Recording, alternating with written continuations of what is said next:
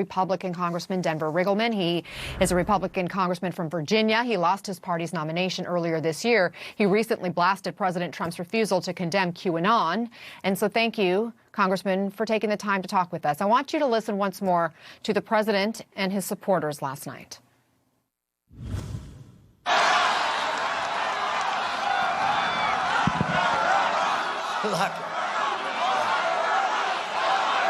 Lock them all up.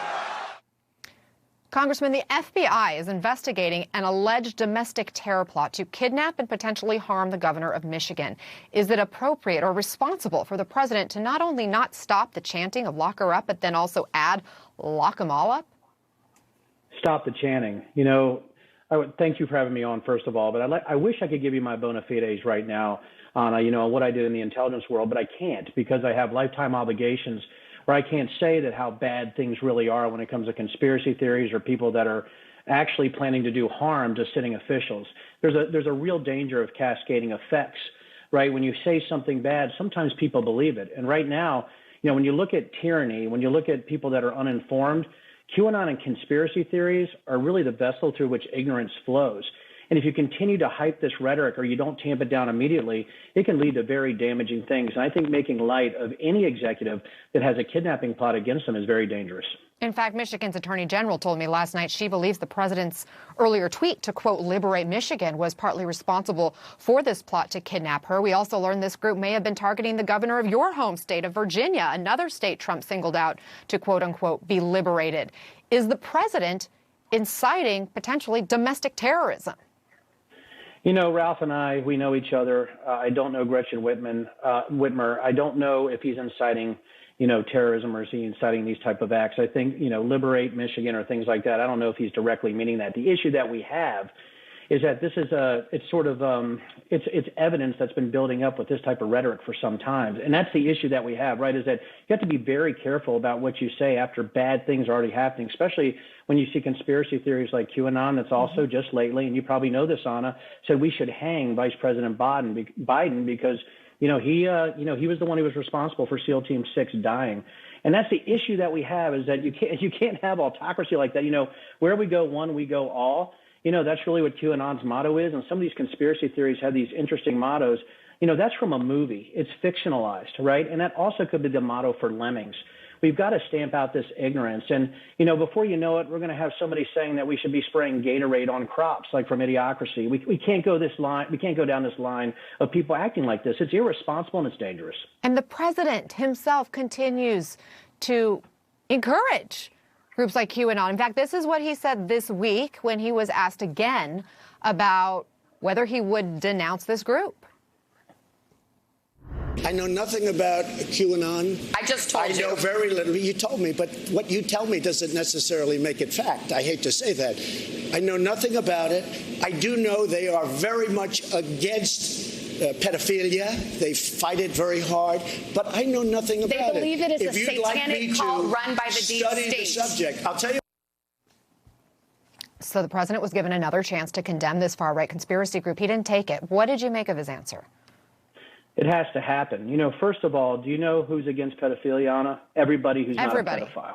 Right. Everybody. I mean, everybody that's not a pedophile. And that's what I find a little bit ludicrous about this is that, a lot of conspiracy theories, I'm sorry, my background in domestic terrorism and counterterrorism, a lot of conspiracy theories actually start with something that seems innocuous, like save our children, right?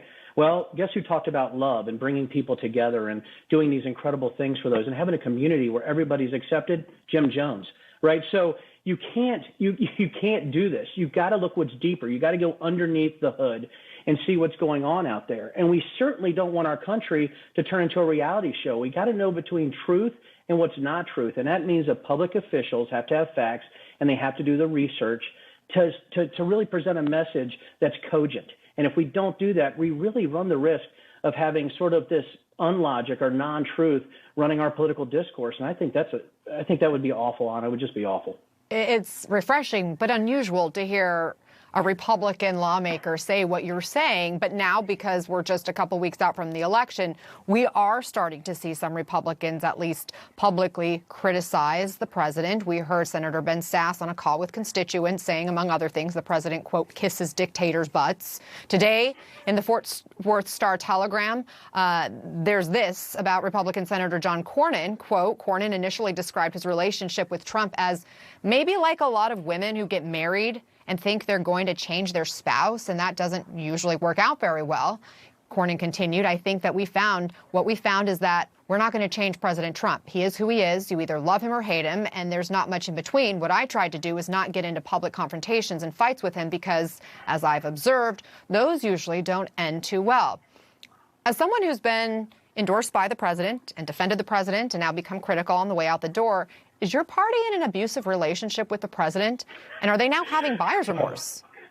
I think, I think you know my history a little bit, why I'm going out the door. It's that, when President Trump says something I agree with, I did. But when he didn't, I didn't. And that got me in a bit of trouble. And as you know, officiating a same-sex wedding, being for pre-existing conditions, voting to open the government, all of this stuff is what I got hit on. And then, I sort of got railroaded out of it. And I think that's the issue. I think we have people that are afraid to say what's needed. Listen, I don't work for the president. I work for the people of the district, the 750,000 people, and I am not a big fan of autocracy.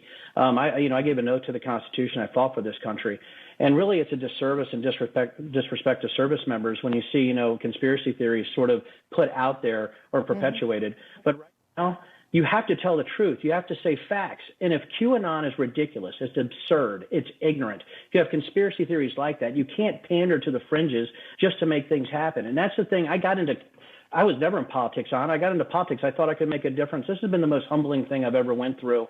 When I'm trying, I get, endorsed by the president at the same time I'm getting my teeth knocked in. It has been an absolute bizarre 2 years of my life, to get into this. And I would say it's been one of the most humbling things I've ever been through, and actually a little scary, too. Quickly, if you will, who will you be voting for in November? Well, I'm telling you right now, some of the policies of President Trump helped my rural district, and I was leaning that way. But I think there's going to be a lot of people voting for Joe Jorgensen or looking for somebody else right now when you see the candidates. I want to vote for President Trump based on USMCA, based on what he did on criminal justice reform. But if he doesn't come out and repudiate this time of insanity, it's hard for military members like me to vote down that line. You have to vote for what's right, and I'm going to look for integrity first, and that's where I'm going to be voting that day. And if people don't like it, again, I really don't care. Would you consider voting for Joe Biden? I would consider it. I'm a free-thinking American. I'm going to consider voting for everybody, regardless of party, because I think you've got to put people over party at some point. And I think you're going to find people looking for a third party or unaffiliated or independent candidates, almost like this courageous center that says we've had enough of this. And the fact that I haven't been in politics long and I've had one of the most bizarre 2 years of my life, it gives me the freedom to say what needs to be said. And I think what we're talking about right now is we have got to stop the insanity of conspiracy theories. And I think the only way to do that is to stop conspiracy theories that are anti-Semitic, really, and that are fictional, and really combines the protocols of the Elders of Zion with Dr. Sleep from Stephen King. That's ridiculous, Ana. It's hard for me. I don't even have the words. I want to use military terms that are very harsh, but I'm on national television, and I just think it's ridiculous, and I think people need to look at the facts themselves and not get it from one source. Well, Congressman Denver Riggleman, thank you very much for taking the time. Thank you for your service as well. Thank you, ma'am.